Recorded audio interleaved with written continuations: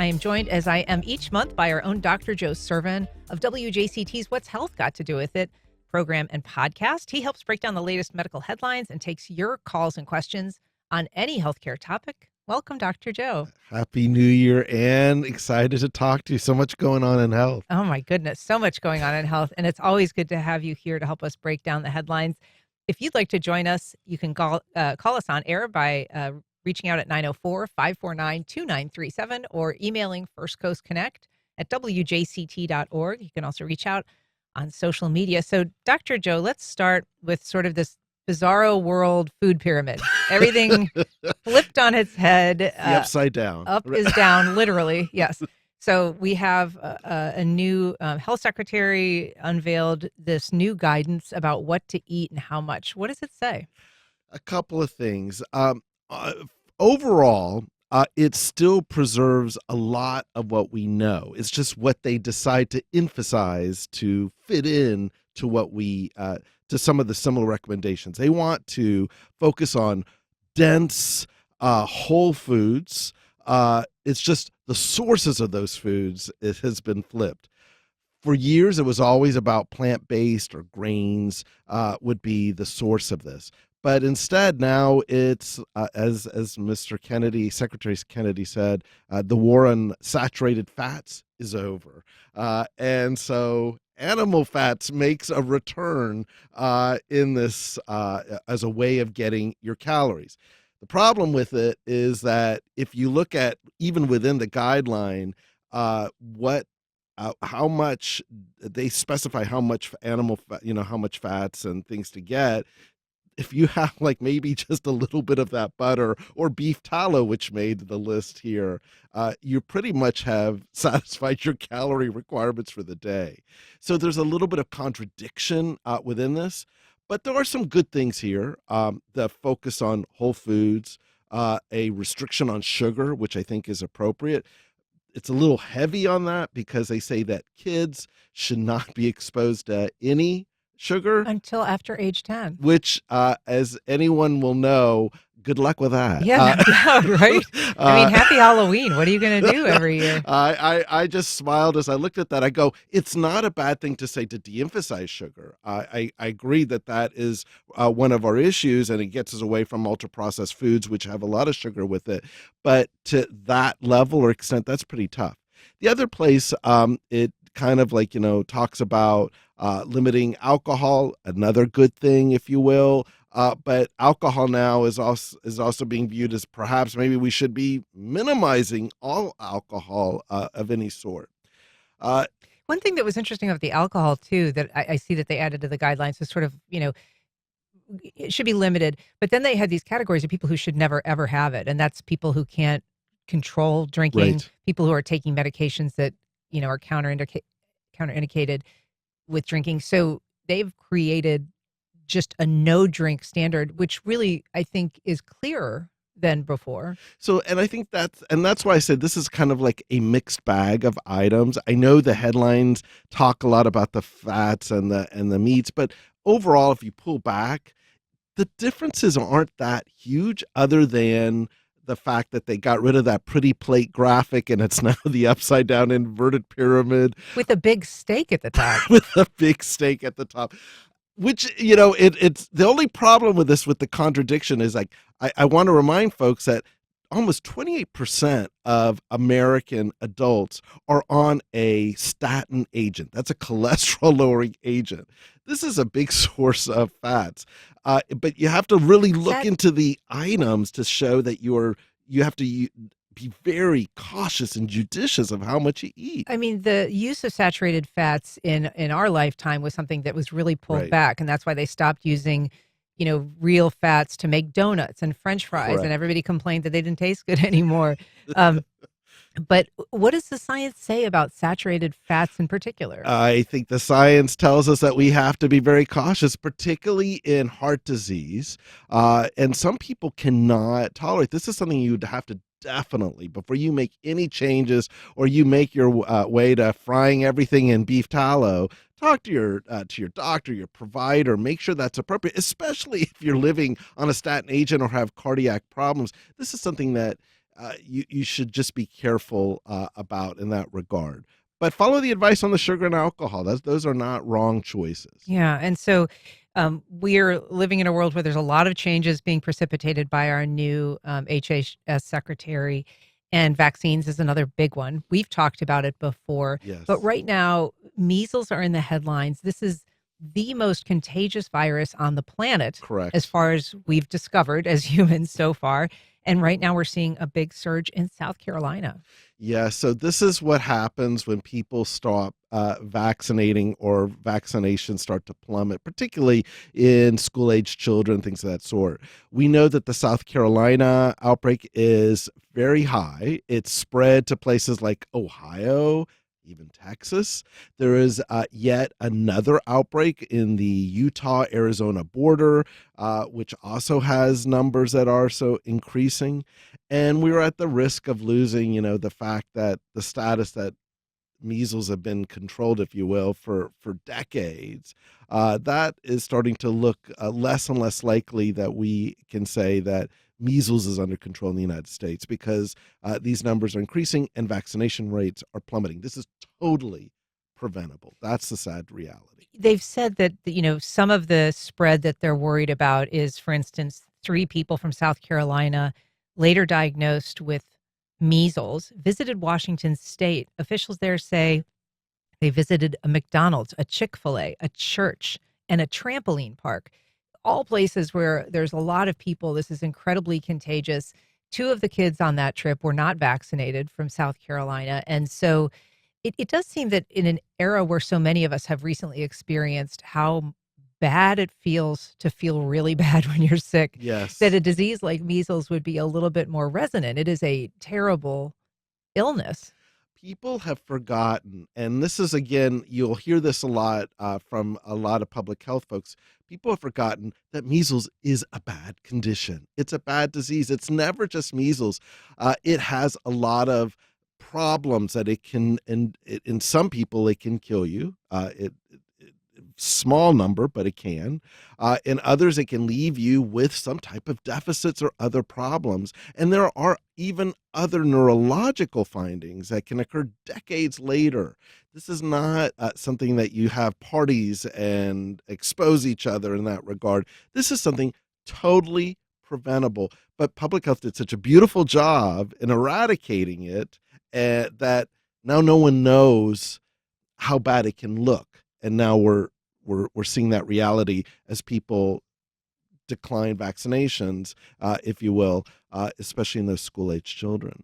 We're talking to Dr. Joe Sirven, Mayo neurologist, and our doctor for our monthly house call. You can give us a call with any healthcare question at 904-549-2937. We have a call from Brad at the Beaches. Good morning, Brad. Go ahead.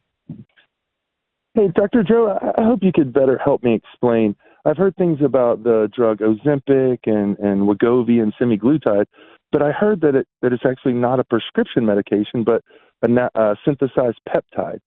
And so my question to you, could you better explain how peptides work and maybe how this drug works as compared to ones where pharmaceutical companies actually make a medication up, where this is just a body process that's synthesized? Or am I incorrect? No, Brad, thank you for that question. Let me at least point out those drugs like Wegovy, Ozempic, those are very much prescription-based drugs. Anyone who has gotten them, they will know just by the pricing, if you go fill them, that's the case. What these drugs are doing is that they are blocking your sense of how it does 2 things. It basically makes you feel fuller faster, so that you don't have it kind of suppresses your appetite, if you will. And then the second thing it does is that it slows the transit time of the food you take within your GI system, so that you feel like you've eaten for a while. So, while normally you may take hours for food to get processed totally, this slows that process down. That's why a lot of side effects related to these medications include things like constipation or a little bit of nausea or fullness. So what these are doing, it's really twofold. It's slowing the GI tract, and number two, it's blocking your sense of like, I'm hungry, and so it helps people to eat less, if you will. There are compounded versions of these drugs that you can get from God knows a lot of different places, compounding pharmacies, internet, things of that sort. But the prescription-based ones basically guarantee that what you're getting is what they say you're getting. What is a peptide? What is he So the asking there? peptide is like it's basically that's a protein, and I think what if I understanding the question, it's kind of trying to understand the mechanism. It like what's it blocking, and it's basically a molecule that's blocking receptors that make you feel full. I mean that kind of make you feel hungry, if you will, so that you are feeling less desire for food, if you will. But it's a great question, Brad. Brad, does that fully answer your question? Yeah, I guess in that, you went into the compounding pharmacies, and I understand we see advertisements, but my real concern is, should we feel okay if we have a trusted compounding pharmacy that we're sort of getting the same type of medication/peptide? Yeah, Brad, that's a good point. If you have a trusted compounding pharmacy, and most of them want to do good work, and you're not having any issues, that's fine. It's when you don't know, it's when you don't have a relationship, when you get it off the internet and you don't know exactly where it's coming from, that's where I would kind of like flag it as like a little bit of concern. All right. I want to move on to a topic that's been reported on. They did some research about CPR on television. Yeah. And this is interesting because it's one of those things that we see portrayed so often that sometimes we think we know how to do it just from watching TV. But also a lot of us over the course of our schooling receive some sort of basic CPR training. And it's changed over the years. It's not the same as it always was. And so what is this research looking at? So this is research that was done out of, I believe, the folks at University of Pittsburgh, which is funny because the Pit, a very, very popular health show, is set out in that direction. Huh. What it looked at is depictions of CPR on television shows, mostly dramas, after 2008. And this is when hands-only CPR was really kind of put into full function, if you will. And what it found is that in about 30% of cases, they were doing it wrong. Mostly the depth in which you do the compressions, it seemed to be very minimal on television, which in truth, you need to go about 2 inches down when you do those compressions. It's not such a gentle little thing, if you will. The second thing, people seem to take too much time on pulse checks and giving mouth-to-mouth resuscitation. In hands-only CPR, you're calling 911 and you're doing the compressions, if you will. I think that a lot of those dramas, they cut to the faces of the actors to show the emotion. So I think that's what's doing it. The other thing I thought was really interesting about this study, besides the technique, is who got the CPR. In reality, most people who get CPR are older folks at their home. On TV, they mostly had to be younger, Caucasian individuals who are in anywhere and everywhere, airports, restaurants, and they all seem to wake up, especially on shows like 911 and things of that sort, which I think was called out. So it just kind of says, well, if you start thinking that it's only about young folks who are of a certain group that are getting CPR, when the reality is it's mostly older folks who are getting it at home, it may not make it so common that you can want to go ahead and try it. We've sort of talked about this a little bit before too, but the reality is that CPR done outside of a medical setting is successful in sort of a vanishingly small number of cases. It is really not something people are waking up from unless there's a medical professional doing it. Right. I think it is a small percentage, but as I say, if it's your family member or something along those lines, you still give it the try. My wife, who teaches CPR all over for the YMCA here, You'll hear from her if you don't. Plug. I know I'll get a phone call from her. The reality is it's something that we should be doing, but you're right. The folks it's a small percentage overall if you average it out that survive, but at the end, there's still a percentage that survives. Sure, and more will survive if they're doing it right. Exactly. Yeah, as opposed to how you do it on TV. So, lesson learned there. I want to. This is not a TV thing, but it's sort of a in the media, certainly a kind of commercial product. Mattel has unveiled Yeah. this new Barbie, and it's Yes. part of a line of Barbies that they've introduced that are differently abled or perhaps disabled. This is a Barbie on the autism spectrum. I love this story. This is autism has had such a moment right now, and people are talking about it left and right. What a lovely way to talk and show that and represent this group by the Mattel Corporation. They released the Barbie. This Barbie has a few characteristics that are unique to her. Number one, she has headphones to cancel out noise for those who struggle with noise or oversensitization to stimuli. Has a little communication board for those who use speech elements. The gaze is a little off so that it is not directly giving you eye contact to represent that. So it's an and they gave it a fidget spinner, if I remember correctly, when it comes to this. It's a cool thing. What a lovely way of just showing representation. I saw in the press release that they have a Florida mother-daughter, I believe, in Tampa that are kind of the ambassadors for this one. I think it's a lovely way to kind of just show this group within society to have that representation. I loved it. I brought a smile to my face. I've never had a Barbie in my life. I don't have a daughter. I did not have anyone to play with it, but what a lovely thing to do. Yeah, I mean, and it does, I guess, speak to, as you say, the fact that we are increasingly recognizing the footprint of people impacted by autism. Loved ones, this is the kind of thing that, of course, people could buy for someone who has a sibling with autism, Exactly. but certainly also someone who is on the spectrum. And we are learning all the time, it seems, that there's more ways of defining conditions, characteristics that might place someone within that definition, that very broad definition. Yes, autism has made the headlines with all of the discussions that we've had over the previous months. This is a perfect, again, nice way of focusing on a more positive aspect. So in terms of things that are for sale in the community, other than a new Barbie, there is a consumer electronics show every year. It's in Vegas. This is a big opportunity for people to showcase just the gadgets of the future, things that people are going to be buying, things that show promise on the consumer market.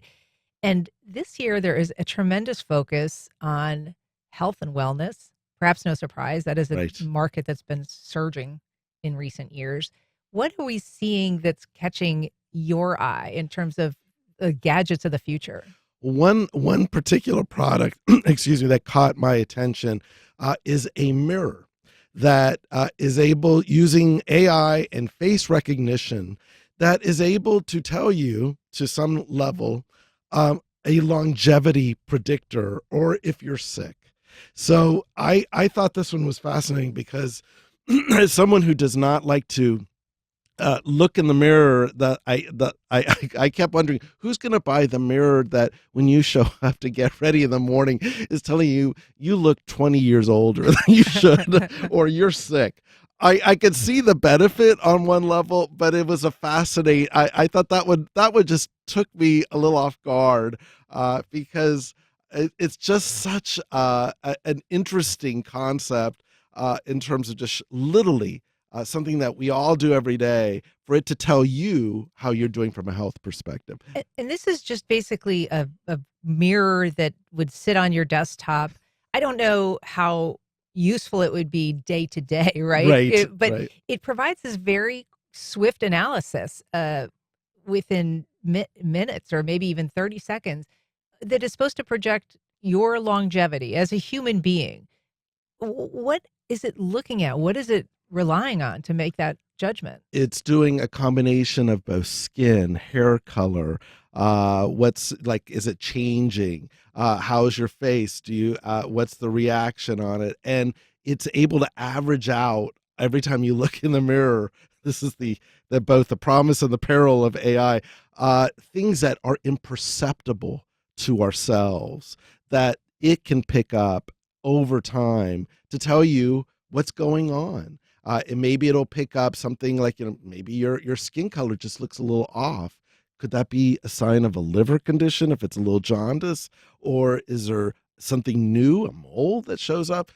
It's a lot of interesting possibilities that you have, like this extra pair of eyes on you that are trained on you with a system that has learned to figure out, boy, that's a little bit of a change that you don't notice, and that can make potential predictions for longevity and all. So as a doctor, what about this gives you pause? What do you think the medical community, how will they receive it? I think on one level, anything that if it comes as simple as picking up a mole or something that's cancerous or a problem, that's lovely, and the medical community receive it well. Where I worry about is like the other side of that, if this thing gives false positives or false negatives, if you will, and tells someone, oh my goodness, you need to call your doctor. Have you looked at yourself in the mirror? Then you end up with lots of psychological concern in terms of and people just not want to look at it, if you will. We're talking to Dr. Joe Sirven about the latest medical headlines, and we're also taking your calls and questions on any healthcare topic. You can give us a call at 904-549-2937. You can also reach us at First Coast Connect at WJCT.org, or you can reach out on social media. You don't have to give your name if you want to remain confidential, but you can ask Dr. Joe whatever is on your mind. When it comes to an assessment done by a mirror, like we're talking about, what about people? I mean, do you worry that it could phase out reliance on doctors, give people false assurance that they're okay and they don't need to check in with their doctor, relying on it too much? Yeah, I think that's always going to be the risk. To some level, though, in order to go to the next step, what do I do about this if it tells us that there's a problem? I think that's a good sign for those perhaps to kind of reach out or remind someone to reach out. I tend to be a little bit more of an optimist that it actually, I think, may complement or even supplement the relationship than not. Now, it's possible that in some cases you won't need it, but I kind of just, to me, it reminds me of those Star Trek episodes when I was growing up, and the little that little thing that I always wish I had, and you just kind of wave it around the person, and then it tells you XYZ. That's a good thing, because then that allows you to kind of move to the next. I mean, I love that you're an optimist, because it's a good counterpoint for kind of how I view things sometimes. I look at this and say, well, what if it's great if it's in your own house on your vanity, right, and you're looking at it. But what if you go to an employer and they're asking you to look in the mirror, or a dating app incorporates this sort of selfie style image in your assessment? It seems like the kind of thing that would be perhaps not great if used by the wrong people or in the wrong way. And that is, I think you hit that on the nail. I think that is very true. I kind of always look at, I live in a world at health where every piece of the health record is considered like sacrosanct. You cannot touch it. If it's done, if you go in there and you're doing it for wrong purposes, you get fired. And so that type of protection around this data is important. To your point, I will say I have no idea where this data goes or lives. Is it some server? Is it some other country? I don't know that. Those type of things have to be placed around it for me to continue with my optimism, if you will, so that we can go that. But you're absolutely right. This just gets us into more data privacy issues as well. So when it comes to who's got the data, that is related to another item that was introduced at this same show, which is essentially a monitor that tracks your cognitive decline. And so it can tell you, based on your gait, how you're walking, how you're speaking, a variety of metrics that it looks at to see if you are experiencing some sort of cognitive decline. Tell us a little bit about that. One of the things that we've seen, particularly in my area of brain science and neurology and things of that sort, is that data that comes from things like handwriting, decisions you make.